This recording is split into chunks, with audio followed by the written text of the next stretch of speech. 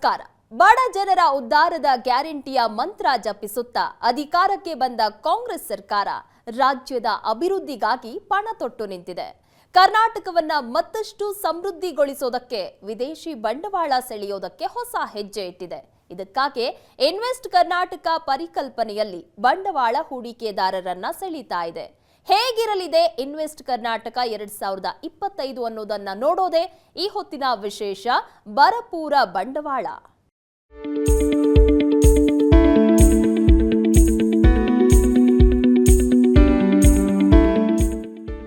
ರಾಜ್ಯದ ಕೈಗಾರಿಕಾ ಬೆಳವಣಿಗೆಯ ಯಶೋಗಾಥೆಗೆ ಹೊಸ ದಿಕ್ಕು ನೀಡಲಿರುವ ಇನ್ವೆಸ್ಟ್ ಕರ್ನಾಟಕ 2025ಕ್ಕೆ ವೇದಿಕೆ ಸಜ್ಜಾಗಿದೆ.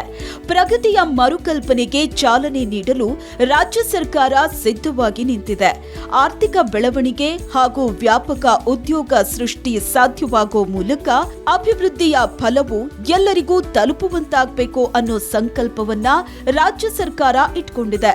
ಹಾಗಾಗಿಯೇ ನಿರಂತರವಾಗಿ ರಾಜ್ಯಕ್ಕೆ ಬಂಡವಾಳ ಹರಿದು ಬರುವಂತೆ ಮಾಡಲು ನಿರಂತರ ಪ್ರಯತ್ನ ಮುಂದುವರೆಸಿದೆ.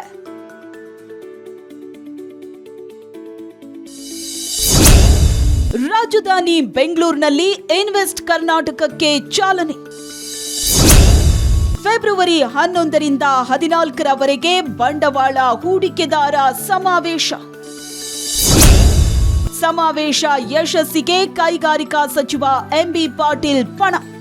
ರಾಜ್ಯದಲ್ಲಿನ ಕೈಗಾರಿಕಾ ಬೆಳವಣಿಗೆಗೆ ಬೇಕಾದ ಪೂರಕ ಪರಿಸರ ನಿರ್ಮಿಸಲು ಸರ್ಕಾರ ಸನ್ನದ್ಧವಾಗಿ ನಿಂತಿದೆ. ಅದೇ ಕಾರಣಕ್ಕೆ ಫೆಬ್ರವರಿ 11ರಿಂದ 14ರವರೆಗೆ ಬೆಂಗಳೂರು ನಗರದ ಅರಮನೆ ಮೈದಾನದಲ್ಲಿ ಇನ್ವೆಸ್ಟ್ ಕರ್ನಾಟಕ 2025 ನಡೆಯಲಿದೆ. ಹೂಡಿಕೆದಾರರಿಗೆ ರಾಜ್ಯ ಸರ್ಕಾರವು ಕೆಂಪು ರತ್ನಗಂಬಳಿಯ ಸ್ವಾಗತ ಕೋರಲಿದೆ.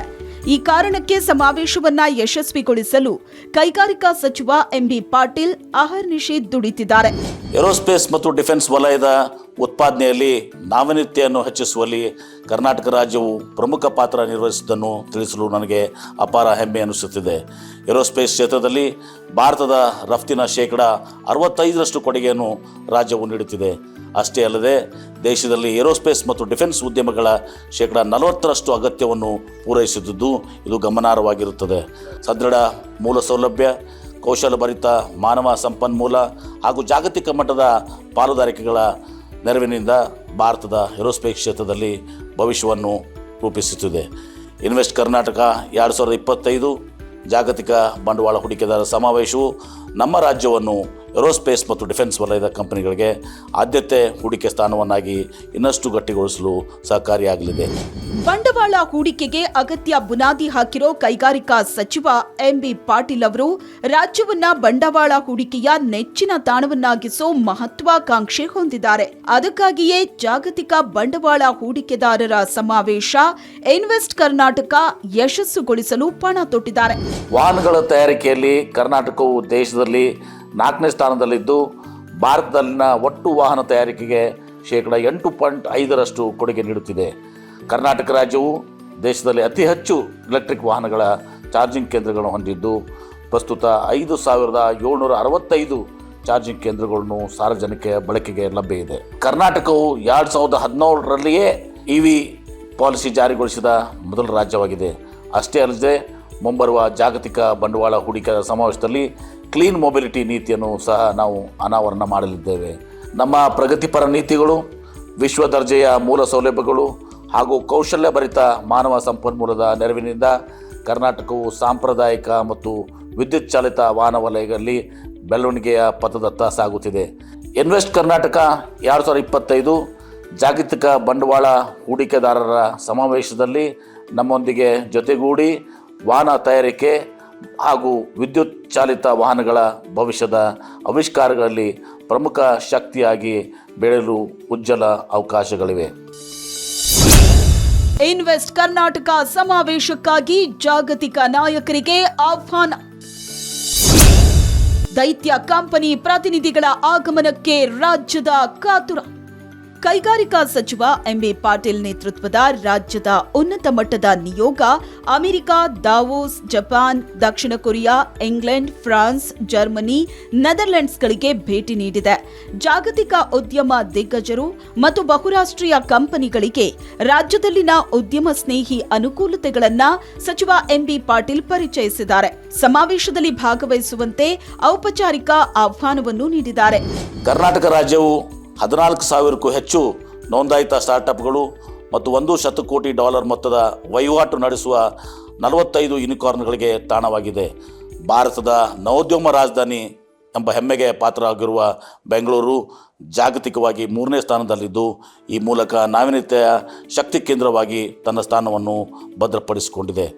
ನವೋದ್ಯಮಗಳಿಗೆ ಆರಂಭಿಕ ಹಂತದಲ್ಲಿ ನೆರವಾಗುವ 144 ಇನ್ಕ್ಯುಬೇಟರ್ಸ್ ಆ್ಯಂಡ್ ಎಕ್ಸಲೇಟರ್ಸ್ ಸಂಸ್ಥೆಗಳು ಮತ್ತು 1,500ಕ್ಕೂ ಹೆಚ್ಚು ವೆಂಚರ್ ಕ್ಯಾಪಿಟಲ್ ಹೂಡಿಕೆ ಸಂಸ್ಥೆಗಳು ಬೆಂಗಳೂರಿನಲ್ಲಿ ಕಾರ್ಯನಿರ್ವಹಿಸುತ್ತಿವೆ. ರಾಜ್ಯದಲ್ಲಿ ಉದ್ಯಮ ಹಾಗೂ ಸರ್ಕಾರದ ನಡುವಿನ ಯಶಸ್ವಿ ಪಾಲುದಾರಿಕೆ, ಉದ್ಯಮಶೀಲತೆಯ ಉತ್ಸಾಹ ಮತ್ತು ಜಾಗತಿಕ ಬೃಹತ್ ಕಂಪನಿಗಳ ಅತ್ಯಾಧುನಿಕ ಸಂಶೋಧನೆ ಮತ್ತು ಅಭಿವೃದ್ಧಿ ಕೇಂದ್ರಗಳು ಕರ್ನಾಟಕದ ಯಶಸ್ಸನ್ನು ಮುನ್ನಡೆಸಲು ಕಾರಣವಾಗಿವೆ. ಫೆಬ್ರವರಿ 11ರಿಂದ 14ರವರೆಗೆ ನಡೆಯಲಿರುವ ಇನ್ವೆಸ್ಟ್ ಕರ್ನಾಟಕ 2025 ಜಾಗತಿಕ ಬಂಡವಾಳ ಹೂಡಿಕೆದಾರ ಸಮಾವೇಶದಲ್ಲಿ ಅಂತಾರಾಷ್ಟ್ರೀಯ ನವೋದ್ಯಮ ಸ್ಪರ್ಧೆ ವೆಂಚುರೈಸ್ ಮೂಲಕ ಅಂತಿಮಗೊಳಿಸಿರುವ ಸ್ಟಾರ್ಟ್ಅಪ್ಗಳನ್ನು ಪುರಸ್ಕರಿಸಲು ಎದುರು ನೋಡುತ್ತಿದ್ದೇವೆ. ನವೋದ್ಯಮಗಳಿಗೆ ವೆಂಚುರೈಸ್ ಅವಶ್ಯಕ ಪುಷ್ಟಿ ನೀಡಲಿದ್ದು, ದೇಶಾದ್ಯಂತ ನಾವೀನ್ಯತೆ ಮತ್ತು ಉದ್ಯಮಶೀಲತೆಯನ್ನು ಮುನ್ನಡೆಸಲಿದೆ. ಜಾಗತಿಕ ಬಂಡವಾಳ ಹೂಡಿಕೆದಾರರ ಸಮಾವೇಶದ ಮೂಲಕ ರಾಜ್ಯದ ಪ್ರಗತಿಗೆ ವೇಗ ನೀಡಲಿದ್ದು, ಭವಿಷ್ಯವನ್ನು ರೂಪಿಸುವ ನಿಟ್ಟಿನಲ್ಲಿ ನಮ್ಮ ಜೊತೆ ತಾವೆಲ್ಲರೂ ಕೈಜೋಡಿಸುವಂತೆ ಕೋರುತ್ತೇನೆ. ತಂತ್ರಜ್ಞಾನ, ಸೆಮಿಕಂಡಕ್ಟರ್, ವಿದ್ಯುತ್ ಚಾಲಿತ ವಾಹನ, ಏರೋಸ್ಪೇಸ್ ಮತ್ತು ವೈದ್ಯಕೀಯ ಕ್ಷೇತ್ರದ ದೈತ್ಯ ಕಂಪನಿಗಳ ಪ್ರತಿನಿಧಿಗಳನ್ನ ಭೇಟಿ ಮಾಡಿ ಕರ್ನಾಟಕದಲ್ಲಿನ ಹೂಡಿಕೆಯ ವಿಪುಲ ಅವಕಾಶಗಳ ಬಗ್ಗೆ ಮನವರಿಕೆ ಮಾಡಿಕೊಟ್ಟಿದ್ದಾರೆ. 2025ನೇ ಸಾಲಿನ ಇನ್ವೆಸ್ಟ್ ಕರ್ನಾಟಕ ಜಾಗತಿಕ ಬಂಡವಾಳ ಹೂಡಿಕೆದಾರರ ಸಮಾವೇಶವು ರಾಜ್ಯದ ವೈಶಿಷ್ಟ್ಯವನ್ನು ಜಗತ್ತಿಗೆ ಪರಿಚಯಿಸುವ ಅವಕಾಶವಾಗಿದೆ. ಜಾಗತಿಕ ಕೈಗಾರಿಕಾ ದಿಗ್ಗಜರು, ದೇಶ ವಿದೇಶಗಳ ನವೋದ್ಯಮದಾರರು, ಪ್ರತಿಷ್ಠಿತ ಶೈಕ್ಷಣಿಕ ಸಂಸ್ಥೆಗಳು ಹಾಗೂ ಯುವಜನತೆ ಈ ಬೃಹತ್ ಜಾಗತಿಕ ಸಮಾವೇಶದಲ್ಲಿ ಭಾಗವಹಿಸಬೇಕೆಂದು ನಾನು ಆತ್ಮೀಯವಾಗಿ ಆಮಂತ್ರಿಸುತ್ತಿದ್ದೇನೆ. ಐಟಿ, ನವೋದ್ಯಮ, ಆವಿಷ್ಕಾರ ಮತ್ತಿತರ ಕ್ಷೇತ್ರಗಳಲ್ಲಿ ಮುಂಚೂಣಿಯಲ್ಲಿರೋ ರಾಜ್ಯವನ್ನ ದೇಶದ ಕೈಗಾರಿಕಾ ಭೂಪಟದಲ್ಲಿ ಗಮನ ಸೆಳೆಯುವಂತೆ ಮಾಡುವಲ್ಲಿ ಸಚಿವರ ಪರಿಶ್ರಮ ಸಮಾವೇಶದಲ್ಲಿ ಫಲ ನೀಡಲಿದೆ.